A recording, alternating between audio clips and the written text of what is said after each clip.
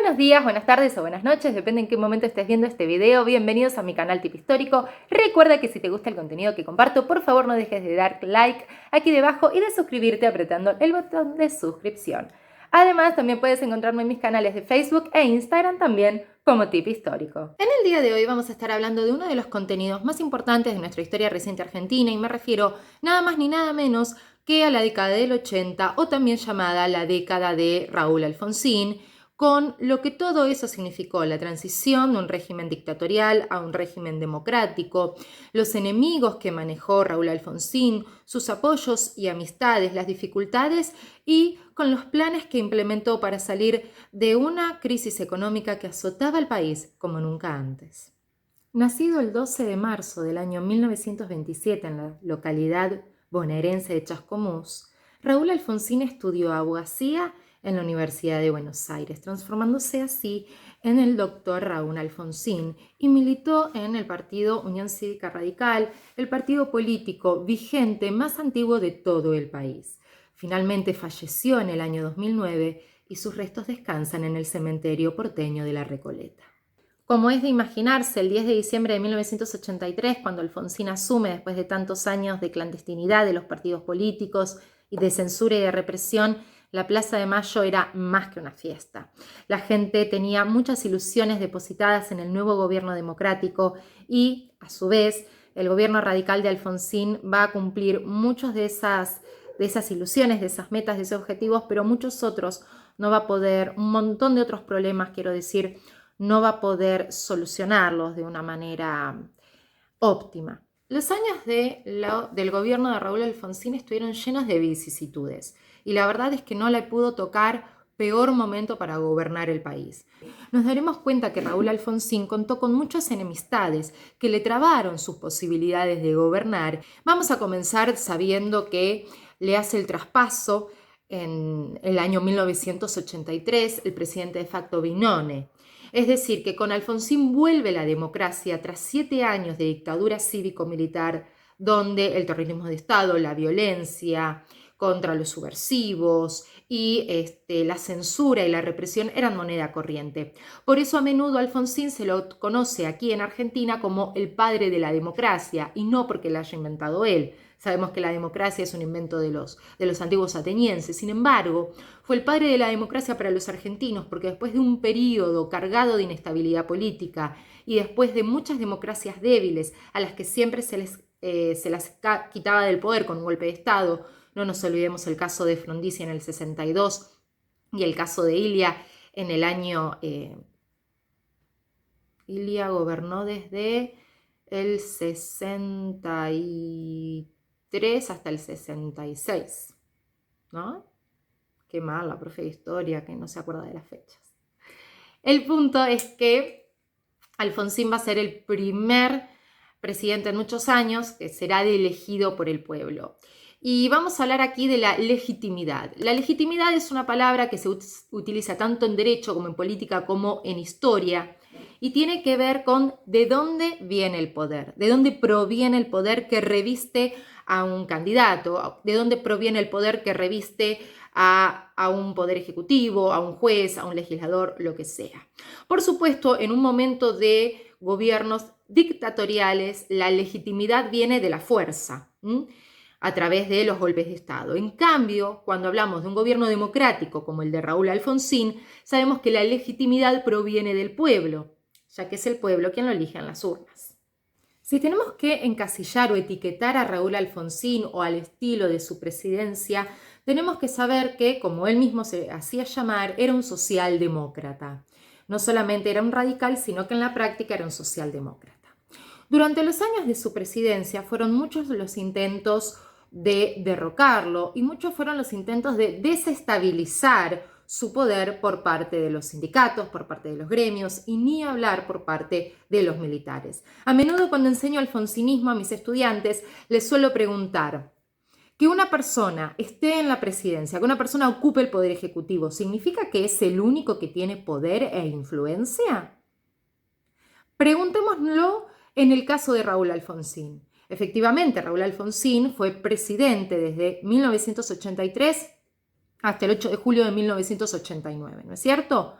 pero ¿era el único que tenía poder?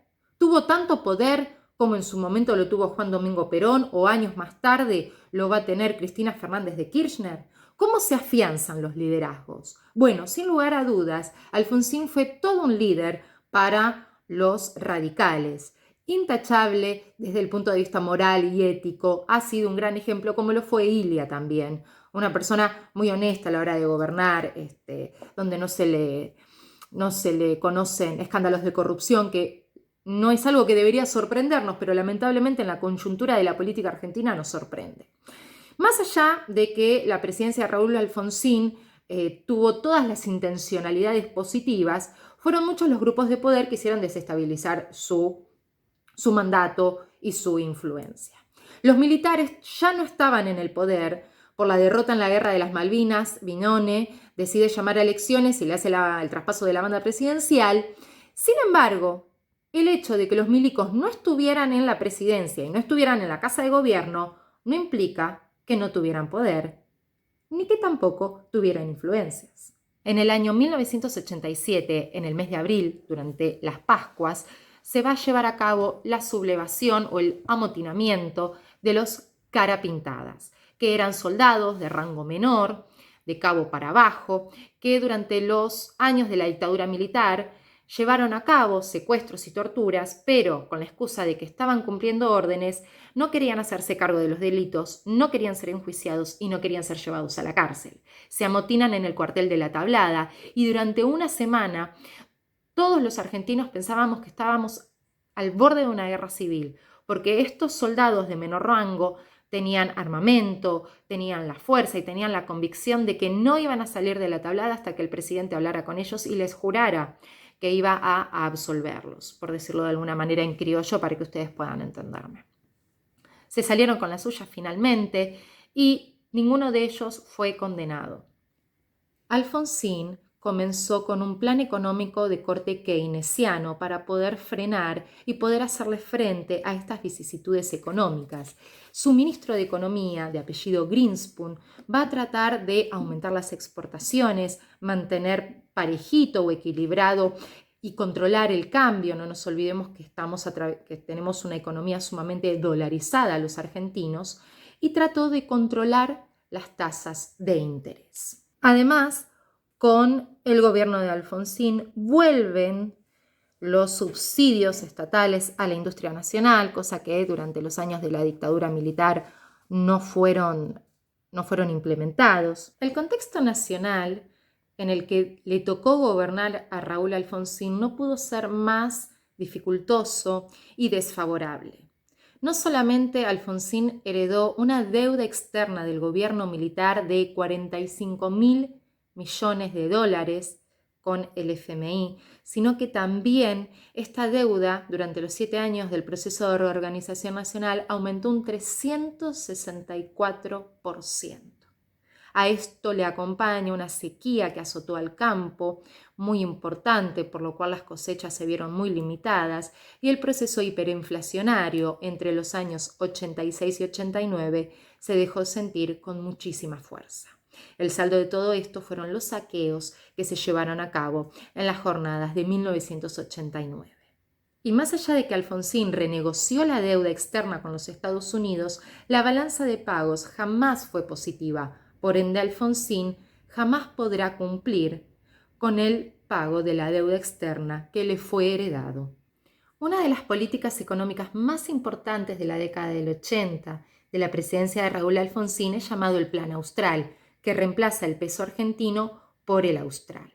¿En qué consistió exactamente el famoso Plan Austral, además de equiparar 1.000 pesos argentinos a un austral? Bueno, tenemos que tener en cuenta lo siguiente. El Plan Austral lo que quiere hacer es fijar un tipo de cambio bajo, buscando el congelamiento de los precios privados, de los sueldos y de las tarifas públicas. Entonces aumentan las retenciones a las exportaciones, aumentan los aranceles a las importaciones y logra reducir la inflación. Esto se traduce en una expansión del sector industrial. Los resultados fueron buenos. Al principio, los primeros 2 años, la inflación logró contenerse. Y a pesar de que Alfonsín lo tentaron bastante con ofertas de privatizaciones, él se negaba a privatizar, por ejemplo, YPF, es decir, el propio petróleo y el propio gas de nuestro país, cosa que algunos años más tarde sí va a hacer el expresidente Carlos Menem. A pesar de los intentos del Plan Austral por mantener la inflación, cosa que logra al principio, pero después ya vamos a ver que no es tan así, en el año 1988 se agotaron las reservas del Banco Central de la República Argentina. ¿Qué quiere decir esto? Quiere decir que Alfonsín nunca pudo pagar la deuda externa con el FMI. Entonces Argentina, nuestro país, va a caer en default. A pesar de que Alfonsín intenta a fines del 88 renegociar con Estados Unidos le pone un ultimátum, le dice que no, el FMI le dice que no va a renovar los créditos otorgados a nuestro país y que debemos pagar de manera urgente, cosa que, como estábamos en default, no íbamos a poder hacer. Solamente en el año 1988 la inflación fue del 440%. Justamente como fracasa el Plan Austral, con esta inflación galopante, se instala el Plan Primavera, el cual consistió en evitar la fuga de capitales. Se agravan entonces la recesión y se produce la hiperinflación, porque se usan todas las reservas del Banco Central de la República Argentina para defender al austral y esto provoca el aumento del dólar. El Plan Primavera, que no tuvo apoyo social, viene a sacar las papas del fuego del Plan Austral. Este Plan Primavera, sin embargo, no llega a implementarse de la manera óptima que Alfonsín y sus ministros, su gabinete de ministros pretendía. Entonces tampoco nos vamos a detener demasiado en esto, porque hay algo sí muy positivo de la presidencia de Raúl Alfonsín de lo que les quiero hablar, y tiene que ver con el juicio a las juntas militares. Ustedes saben que una de las principales tareas de Alfonsín apenas asumió la presidencia fue hacer justicia por los 7 años de crímenes de lesa humanidad que las Fuerzas Armadas, la cúpula de las Fuerzas Armadas, había perpetrado en contra de los subversivos, en contra de los comunistas, de los peronistas, es decir, de todos aquellos que no pensaban como los militares. Es por eso que a partir del año 1983 se llevan a cabo los juicios y para eso antes se va a formar la famosa Comisión Nacional de Desaparición de las Personas, abreviado CONADEP. La CONADEP tiene el objetivo de investigar qué fue de los desaparecidos, que finalmente arroja el trágico número de 30.000. ¿Qué pasó con ellos? ¿Por qué fueron llevados a los centros clandestinos de detención? ¿A qué centros clandestinos de detención fueron llevados? ¿Dónde estaban las mujeres, los hombres? ¿Dónde están los bebitos de todas esas mujeres embarazadas? Bueno, la CONADEP, que está integrada por figuras de renombre como Ernesto Sábato, por ejemplo, o Magdalena Ruiz de Iñazú, entre otros, va a hacer una investigación exhaustiva y después de mucho tiempo de recaudar información y de trabajar en conjunto con otras áreas, va a redactar el famoso libro titulado Nunca Más, haciendo referencia a que en Argentina nunca más va a haber ese tipo de violencia sistemática del Estado en contra del que piensa diferente. Gracias al Nunca Más, gracias a los juicios hacia las juntas militares, el gobierno de Alfonsín pudo mandar a la cárcel a Videla con cadena perpetua, a Macera y a Agosti también. De hecho, Videla va a morir en la cárcel ya de anciano, no hace muchos años atrás. El juicio a las juntas es algo muy positivo y muy destacable del gobierno de Alfonsín porque está muy comprometido con los derechos humanos, como también está comprometido con la democracia. De hecho, en su discurso de asunción a la presidencia en el año 1983, con todo el optimismo que representaba para el pueblo argentino la vuelta a la democracia, él va a citar la famosa frase: con la democracia se come, se educa y se vive, haciendo hincapié en la importancia del voto popular y en la importancia de que los años de oscurantismo político habían quedado detrás. Sin embargo, Alfonsín no solamente juzgó a las juntas militares, sino que también lo hizo con los grupos guerrilleros que sembraban el caos y el miedo a principios de la década del 70. Por ejemplo, juzga a los montoneros y algunos miembros del Ejército Revolucionario del Pueblo. ¿Eso qué quiere decir? Que Alfonsín no estaba ni de un lado ni del otro. No vamos a tildarlo ni de subversivo, tampoco lo vamos a tildar pro-militar, no, nada que ver. Él quiere traer un manto de justicia y busca a través de los juicios a los guerrilleros y a las juntas militares de encontrar un equilibrio. Esto Ernesto Sábato más adelante va a desarrollar la teoría de los dos demonios. ¿En qué consiste esta teoría? Teoría que explica la violencia que hubo por parte de dos sectores de la sociedad argentina en la década del 70, no solamente por parte del Estado, cuando estuvo gobernado por Videla, sino también que hubo importantes ataques terroristas por parte de los montoneros y del Ejército Revolucionario del Pueblo. La teoría de los dos demonios es muy criticada actualmente porque dice que de alguna manera justifica el accionar de las juntas militares y justifica el terrorismo de Estado. Mi humilde opinión, que poco tiene que ver con la historia y no sé si construye mucho una opinión, pero bueno, es mi canal y la voy a dar, es que Ernesto Sábato jamás pudo haber justificado el terrorismo de Estado. Ernesto Sábato era socialista, muchos años militó en el Partido Socialista, así que imagínense qué poco puede tener de derecha Ernesto Sábato. Y sin embargo, la teoría de los dos demonios también sirve para contextualizar el momento violento, la radicalización social que vivió la Argentina en la década del 60 y del 70. Ernesto Sábato, introduciendo la teoría de los dos demonios, o Alfonsín, castigando a los milicos y a los guerrilleros, no le está quitando importancia al terrorismo de Estado, sino que está tratando de ver las cosas con una mayor objetividad y está tratando de ser lo más equilibrado posible ante la justicia y ante todos los delitos que se llevó a cabo en nuestro país durante estos últimos años, que fue los años anteriores al año 1983, que desde el punto de vista social fueron tan violentos y tan atroces. Por las presiones de los cara pintada, por las presiones que Alfonsín estaba recibiendo de los militares, no le quedó otra salida que sancionar dos leyes llamadas Ley de Obediencia Debida y la Ley de Punto Final. Son dos leyes, son las dos caras de una misma moneda, que lo que hace es ponerle punto final a la investigación sobre los crímenes de lesa humanidad acaecidos durante los años de la dictadura cívico-militar y obediencia debida, reconociendo que estos soldados de menor rango cumplían órdenes y que en realidad no había sido su responsabilidad haber torturado, haber secuestrado, etc. Por supuesto que estas dos leyes dieron muchísimo que hablar y nos damos cuenta en este momento que a pesar de ser presidente, Alfonsín en realidad no quería sacar estas leyes. Él en realidad los quería juzgar, pero no le quedó otra, porque si no había un peligro en puerta de otro golpe de Estado.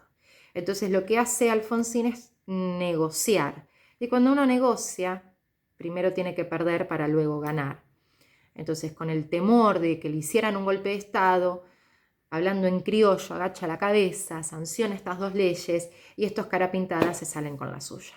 El principal líder del amotinamiento de la Tablada del año 87 es Aldo Rico, que posteriormente va a ser candidato en las elecciones de la década del 90, pero eso ya es otra historia.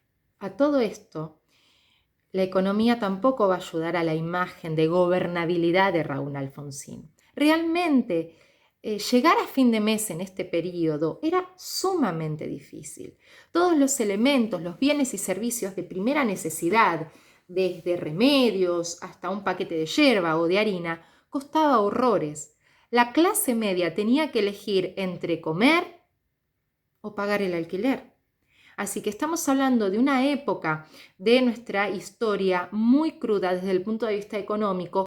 La deuda externa, el déficit fiscal, la inestabilidad política de Alfonsín, la gran oposición que va a tener entre ellos de los peronistas y de los gremialistas. Dicho sea de paso, entre paréntesis, durante los 6 años del gobierno de Alfonsín, la CGT le organiza 13 paros generales. 13. Casi 2 por año que gobernó. Y ustedes saben muy bien que cuando la CGT te organiza un paro general, se para el país.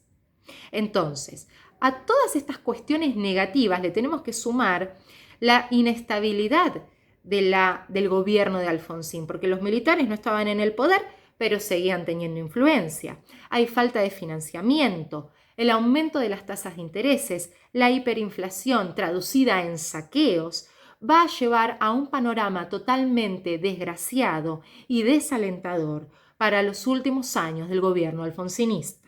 Bajo este panorama y con todo este contexto tan desalentador, teniendo en cuenta las cuestiones que les enumeré anteriormente, Raúl Alfonsín decide adelantar las elecciones y por ende el traspaso presidencial. Acá en Argentina el traspaso presidencial se hace siempre los 10 de diciembre, recordando el Día de la Democracia, ya que fue un 10 de diciembre del año 1983 cuando Binone le hace el traspaso presidencial a Alfonsín. El 8 de julio de 1989, es decir, 6 meses antes de lo que se suponía, Raúl Alfonsín le va a hacer el traspaso presidencial al ganador de las elecciones democráticas de ese año, al candidato del PJ, es decir, del peronismo, Carlos Saúl Menem, al que más adelante le dedicaremos otro video cuando hablemos de la década del 90. Miren, la realidad es que de los años alfonsinistas, de la hiperinflación, de los saqueos, de Estados Unidos que nos retira los apoyos, de los cara pintadas, de los juicios a las juntas militares, podemos hablar largo y tendido. Hay muchas opiniones encontradas. Hay muchos a favor, hay muchos en contra. Mucha gente tilda a Alfonsín como el verdadero padre de la democracia, mientras que otros dicen que era un tibio, que no tuvo lo que había que tener, hablando en criollo, para gobernar este país.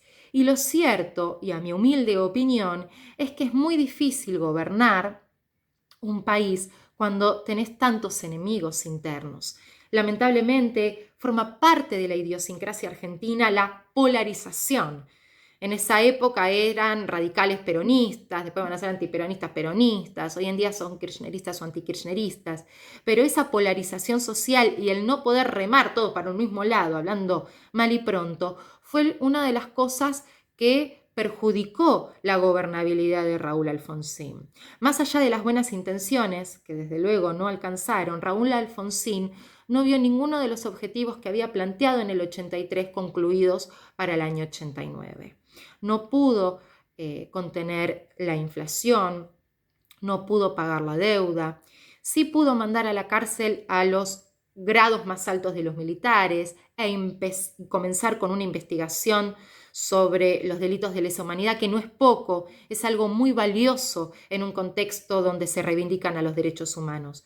Entonces podemos decir, a modo de conclusión, que desde el punto de vista económico fueron años muy crudos que allanaron al terreno para las próximas políticas neoliberales de Carlos Saúl Menem. Sin embargo, en materia de derechos humanos, bueno, podemos darle el visto bueno de que hizo mucho más de lo que pudo hacer, teniendo en cuenta toda la oposición con la que se enfrentaba en aquellos años. Contar la historia argentina reciente no es nada sencillo, porque entramos en políticas todavía actuales y tocamos debates que todavía están en vigencia.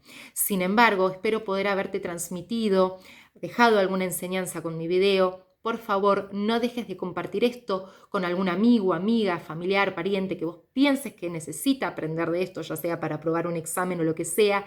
Y por favor, no dejes de seguirme en mis redes sociales. Muchas gracias, siempre muchas gracias por estar del otro lado. Nos vemos en el próximo video de Tip Histórico.